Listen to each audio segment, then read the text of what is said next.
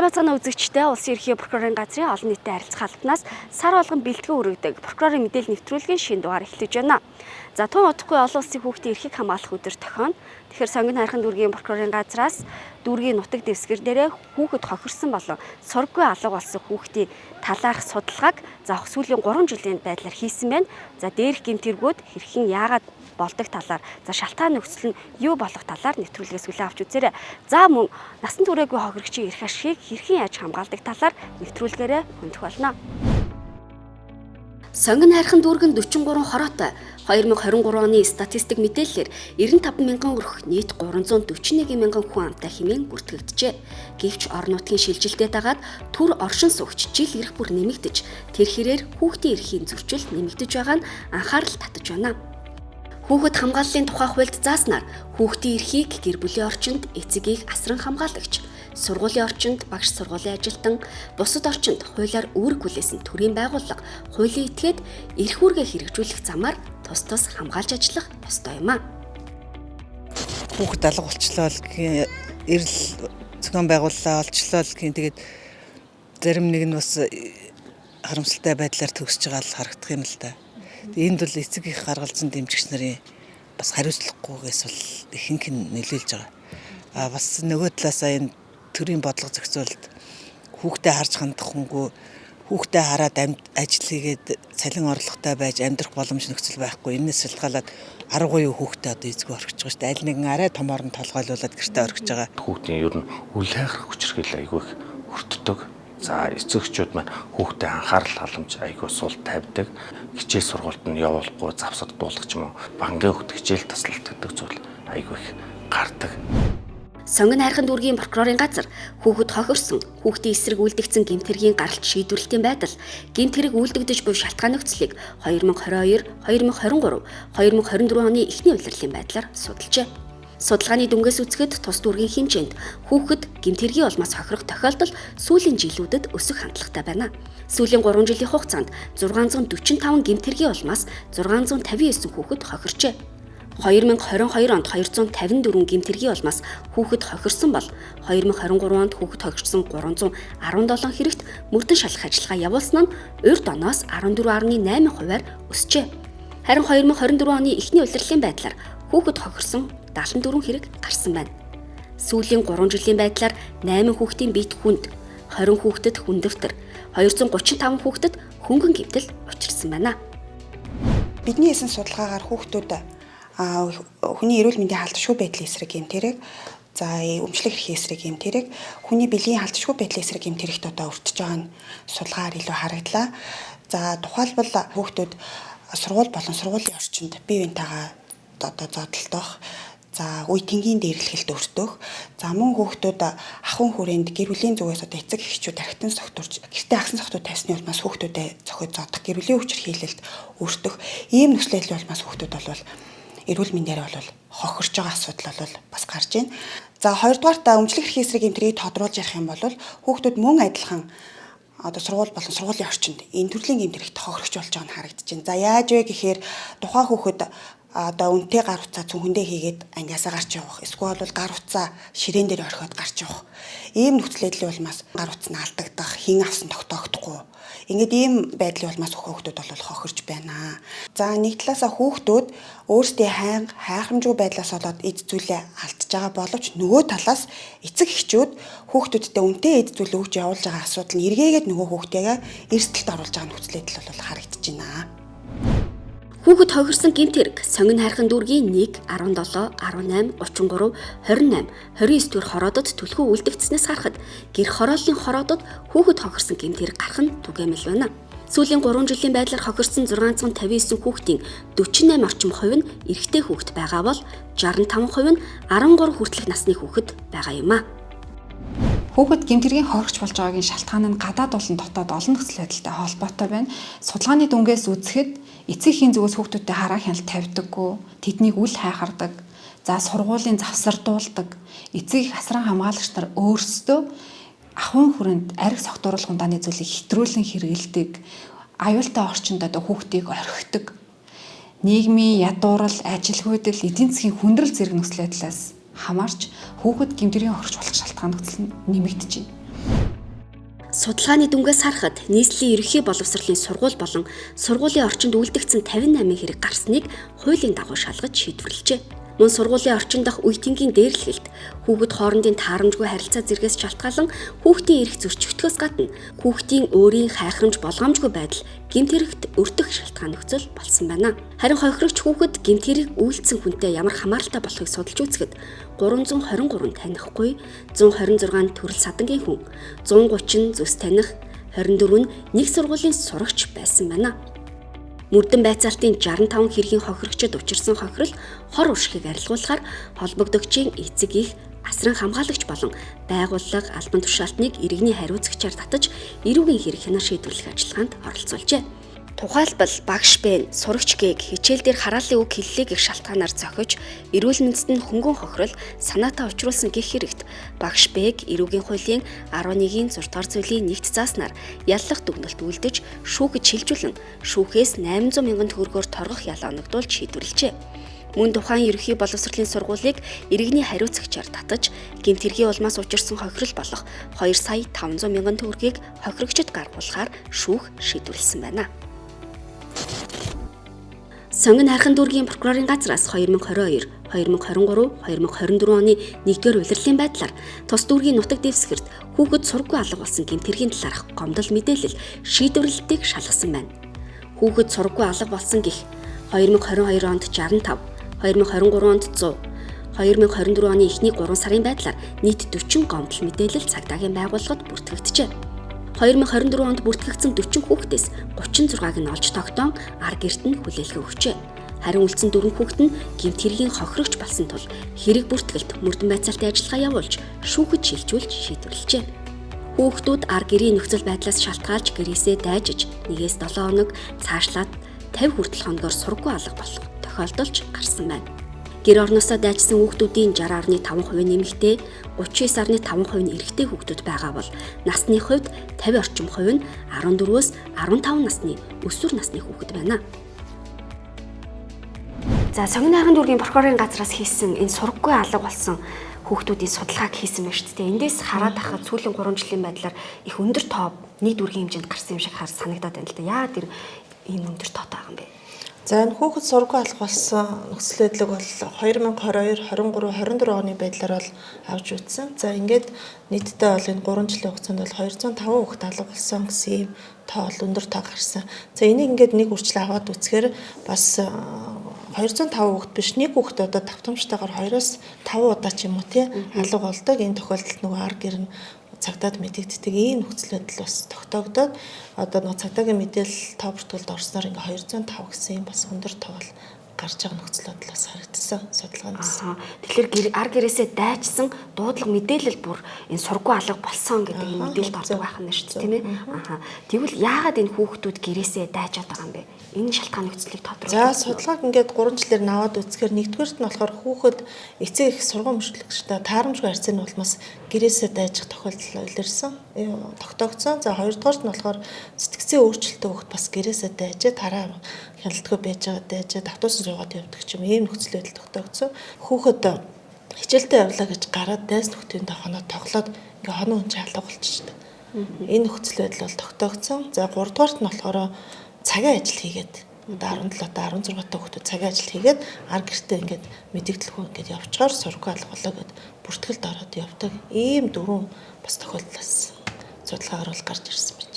Гэтэ олж тогтоогдсон биз дээ. Энэ 205 хүүхэд. За энэ яг тоогоор 205 гэж гарсан. Энэ бүх хүүхэд бол олж тогтоогдсон. Өнөөдрийн байдлаар бол ингээд сургуу алга болоод олдоогүй хүүхэд бол байхгүй. За ингээд судалгаа хийгээд үзэхээр бол тухайн хүүхдээс гадна энэ хүүхдэд хараа хяналт тавих хэрэгтэй эцэг их сургууль өмжүүлэгч, за сургуулийн байгууллага багш нар, за мөн төрийн байгууллага хүүхдийн төлөө ажиллах төрийн байгууллагууд бас гэмтрээс урьдчилан сэргийлэх ажиллагаагаа бол бас хангалтгүй ингэж хэрэгжүүлж байна гэж ингэж харсан. Яагаад гэвэл одоо энэ хүүхдүүд маань сургууль алга болоод энэ явж явах хугацаанд өөрөө гэмтэргийн одоо өөр гэмтэргийн хохирогч болох альсвал өөрөө одоо ямар нэгэн байдлаар гэмтэрэг холбогдох ийм нөхцөл байдлаас тогтоогдож болцсохгүй юм нөхцөл байдал бол тогтоогдсон.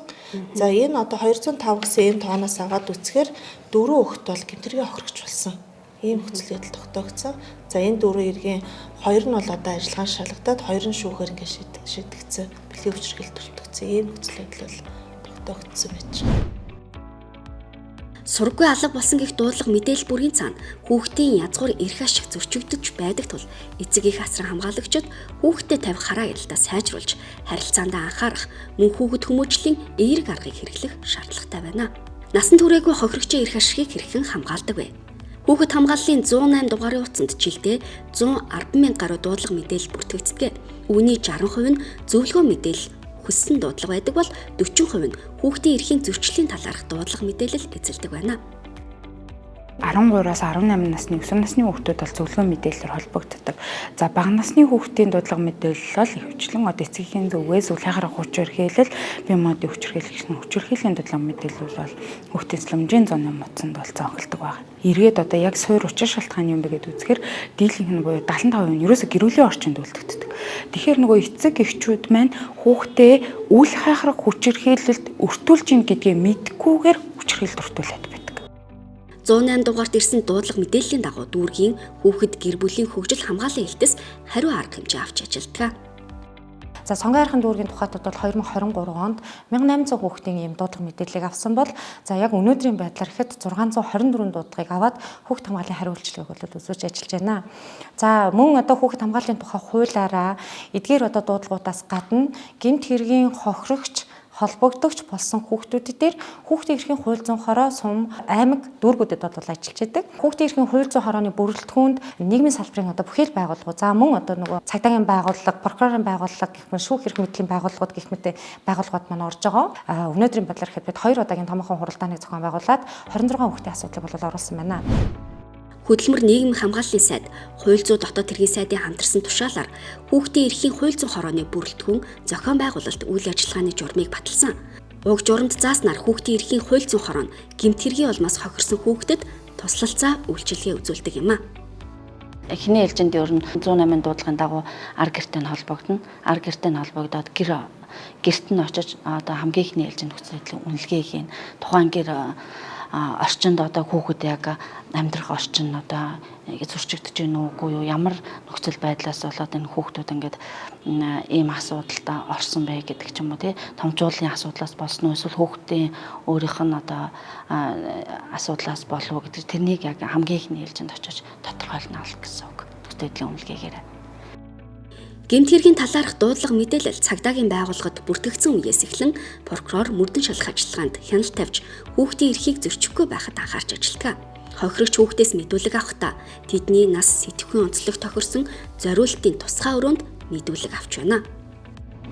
Хүүхд маань эцгийн арга хяналтсуул байгаа байдлаас үүдэлтэй гэр орносоо дайжих, гадуур таних, устай нийлэх энээсээ үүдэлтэй гэмтрэл зөрчилд өртөж хохирох, холбогдох ийм эрсдлүүд бий болдог. Хүүхдийн асуудлаар утсан эмэгтэй эрэгтэй мэрэгжилтэнгүүд цагдаагийн хэлтсийн мэдүүлэг авах өрөө болон эрх зүйн тусалцаа үзүүлэх өрөөнүүд ингээд уулзаад ингээд шалтгаан нөхцөлийг нь тодруулаад шаардлагатай тохиолдолд гэмтрэл зөрчлийн улмаас хохирсон байх юм бол гомдол мэдээллийн бүртгэлд авч шалгадаг. Тэгээд мөн шаардлагатай бол төр хамгаалах байр болон бусад нэгцгийн үйлчилгээнд төлөвлөгөж өгөх, эцэг асраа хамгаалагч нь төлөвлөгөж өгөх, хариу үйлчилгээ үзүүлэх бусад төрлийн олон төрлийн бас байгууллагууд холбон зуучилж өгдөг. Хэрв гэмт хэргийн улмаас хохирсон хүүхэд эрсдэлт нөхцөлд байгаа гэр бүлийн хүчирхийлэлд өртсөн бол 0-18 насны хүүхдийг төр хамгаалах байранд байрлуулж хүүхэд хамгааллын хариу үйлчилгээг үзүүлдэг. Сонгон хайрхан дүүргийн хүүхэд гэр бүлийн хөгжил хамгааллын хэлтээс 2023 онд төр хамгаалах байртаа болж тухайн жилдээ 121, 2024 оны эхний 4 сарын байдлаар 150 гаруй хүүхдийг хүлээн авч хүүхэд хамгааллын хариу үйлчилгээ үзүүлжээ. Хүүхдүүд маань ер нь ихэнх нь бол оройн цагаар ирдэг байгаа. Хүчирхийллийн хувьд бол үл хайхрах хүчирхийлсэн хүүхдүүд нь илүү давмгай хамгаалах байранд ирэхдээ ер нь маш их өлссөн, турсан, өвдсөн, гэмтсэн эдгээр хүүхдүүдийг бол хүлээж аваад манайх 24 цагаар үйлчлэгээ явуулдаг. Нийгмийн ажилтнууд, эмч, сэтгэл зүйчгээд хүүхдүүдэд хүлээж аваад хамгийн түрүүнд бид нар аюулгүй байдлыг хангадаг, харуул хамгаалттай илүү харж.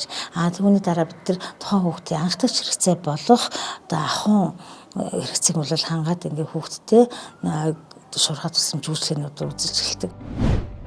Эрүүгийн хэрэг хянан шийдвэрлэх тухай хууль 9-ийн 5 дахь зүйл хууль ёсны төлөөлөгч 18 наснд хүрээгүй хүний хууль ёсны төлөөлөгчөөр тогтоогдвол зохих хүн байхгүй.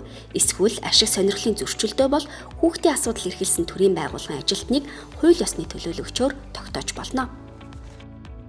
За насанд хүрээгүй хохирогч, гэрч холбогдогч хүүхдийн асран хамгаалагч нь тухайн гэмт хэрэгт холбогдсон эсвэл одоо ашиг сонирхлын зөрчилтэй энэ асуудал дээр манай байгууллагыг бол хууль ёсны төлөөлөгчөөр бол томилдог. За бид насанд хүрээгүй хүүхдийн хууль ёсны төлөөлөгчөөр томилогдоод насанд хүрээгүй хүүхдтэй холбоотой мөрдөн шалгах ажиллагааны явцад хүүхдийн ашгийг бол хамгаалж хүүхдийн төлөөлөн оролцож ажилладаг байгаа. За сонгоны архын дүүргийн хүүхэд гэр бүл хөгжил хамгааллыг хэлсэн онгорсноос хойш нийт 73 хүүхдийн хууль ёсны төлөөлөгчөөр ажиллаж эрүүгийн эрхийн шийдвэрлэх ажиллагаа мөрдөн байцаалтын шатны үйл ажиллагаанд бол оролцож ажилласан. За мөн шүүхийн шатанд 7 хүүхдийн эрхийг хамгаалж гэмөрөөгийн шүүх хуралдаанд бол оролцож ажилласан байна. Төрийн байгууллагууд хүүхэд хамгаалах, тэр дундаа гэмтэргийн улмаас хохирсон хүүхдийн эрх ашигыг хамгаалахад анхаарч хууль журмын дагуу үйл ажиллагаагаа явуулж байна. Гэвч төрийн байгууллагуудад хүүхдийн эрхийн асуудлыг даатгаад өнгөрөх биш, хүмүүр эцэг эхчүүд, асран хамгаалагчид хүүхдийн эрхийг зөрчихгүй байхад анхаарал хандуулах шаардлагатай. Сонгон найрхан дүүргийн прокурорын газраас хүүхэд хохирсон гэмтэргийн гаралт шалтгаан нөхцөлд дүн шинжилгээ хийж хүүхдийн эрхийг хамгаалах чиглэлээр холбогдох арга хэмжээг авч ажиллаж байна. Хүүхдийн зөрчигдсөн эрхийг сэргээх, хүүхэд хамгааллын ажиллагааг сайжруулах зорилгоор Сонгон найрхан дүүргийн прокурорын газраас тус дүүргийн анхан шатны төрийн захиргааны болон тусгай чиг үүрэг бүхий байгууллагуудтай харилцан ойлголцож хамтран ажлын үрээтэй хилцүүлгийг зохион байгууллаа. Хилцүүлэгт хороодын хамтарсан багийн гишүүд, ерөнхий боловсролын сургуулийн захирал, нийгмийн ажилтан, цагдаагийн мөрдөгч, хүүхэд гэр бүл хөгжил хамгааллын хэлтсийн мэрэгчлэнүүд зэрэг 80 орчим хүн оролцож хүүхдийн эрхийн зөрчлийн шалтгаан нөхцөл, урьдчилан сэргийлэх арга, хэрэг бүртгэлт, мөрдөн байцаалтын явцад болон шүүхийн шатанд хүүхдийн эрхийг хамгаалан оролцоход анхаарах асуудлын талаар санал солилцсон юм а. Энэ хилцүүлгээр яах вэ гэхээр хэдийгээр энэ хэрэгүүд маань одоо мөрдөн шалгах ажиллагааны эрүүгийн хэрэгний шийдвэрлэх ажиллагааны хүрээнд явагдах хэрэгүүд боловч энэ дээр төрийн байгууллагуудын оролцоо юу байх вэ? Бас хамтран ажиллах юм юу байх вэ? Төрийн бус байгууллагууд хоорондоо хамтран ямар ч ажил үйлдэл гарах вэ гэдэг талаар өдөрс өнөдөр харилцан ярилцахад энэ зүйлээр нь хийж байна. Гэмтэрэг зөрчлөөс урьдчилан сэргийлэх ажил нь бол зөвхөн төрийн байгууллагын ажил биш. Зөвхөн тусгай чиг үүргийн байгууллагын ажил биш. Энэ нь бол нийт одоо маасаараа бүгд л одоо урьдчилан сэргийлэх ажилд өөрсдийнхөө хүлээсэн чиг үүргийн хүрээнд оролцох ёстой. Эцэг эхчүүд ч гэсэн хамгийн том үүрэгтэй энэ дээр оролцох ёстой. Мөн прокуророос дүүргийн нутаг дэвсгэрт гарсан хүүхэд хохирсон гэмт хэргийн нөхцөл байдлыг танилцуулж практик сургалт зохион байгуулсан юм а. За энэ судалгаагаар ерөнхийдөө бол хамтарсан баг ажиллаж байгаа боловч одоо хэргийн материалд бас баримтуудаа ингээд хангалттай ингээд хавсаргуулдаггүй. За дээр нь 120 дугаарын утсанд ирсэн хүүхэд хохирсон гэмтэргийн гомдол мэдээллийг 108 руу шилжүүлдэггүйгээс болоод мөрдөн шалгах ажиллагаа бүр ингээд нэлээд явагдсны дараа хамтарсан багууд орж ирдэг ийм одоо бас учир дутагдaltaй байдал ингээд харагдаж байна. Хүүхдийн зөрчил сэргээж хэлээр хамтарсан багуудаа хууль ёсны төлөөлөгчөөр томилогдсон оролцдог мэрэгчлэнгүүдтэй тэднийг илүү чадваржуулах шаардлагатай гэж үзээд эмч сургалт бол хийж байгаа, хэлцүүлэг хийж байгаа. За мөн нөгөө талаасаа хамгийн их гэмтэрэг үйлдэгдсэн хүүхэд хохирсон дүүргийнхөө хороодод за мөн хамгийн их гэмтэрэг үйлдэгдсэн сургуулийн захиргаанд зэрэг одоо бид прокурорын мэдээллийг бол хөргүүлж ажиллаж байна.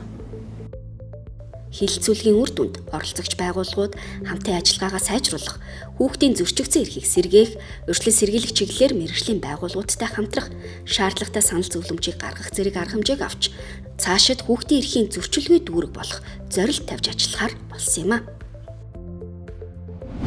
Хүүхдийн эрхийн конвенцэд зааснаар 18 наснд хүрээгүй хүн бүрийг хүүхэд гэж тодорхойлсон байдаг.